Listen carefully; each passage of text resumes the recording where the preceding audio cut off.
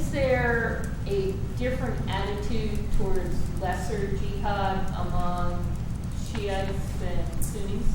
Well, it's interesting because the idea of the greater jihad and the lesser jihad, which is known in both the Sunni and the Shiite traditions, it has a much earlier, much more embedded history actually in the Shiite sources. This idea of a greater and a lesser jihad, an inner and an outer jihad. That the inner jihad is the greater jihad, the outer jihad is the lesser jihad.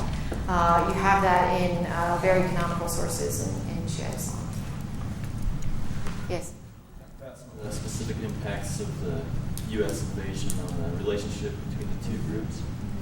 Well, that's a bit hard for me to talk about, but I would just say that in general, when you go into a country and you create havoc, as any kind of war is going to create havoc, and people in desperate situations and things like that, and certainly in a situation, let's say in Iraq, where you had a small Sunni minority oppressing a Shiite. I shouldn't say a small Sunni, but a Sunni, group, which was a minority, oppressing the Shiite majority for so long, and suddenly the head of that group, Saddam Hussein, is sort of taken out.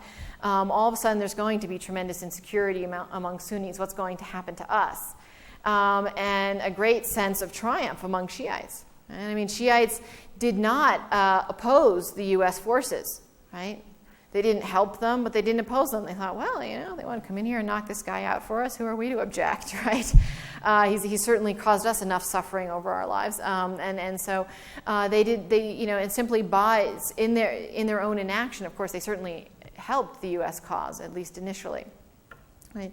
But I think that part of the we all know about the lack of planning that the administration itself now talks about in terms of the post-war situation. I think there was really a lack of understanding of the relationships between these two people and what would actually happen when you took this kind of situation away.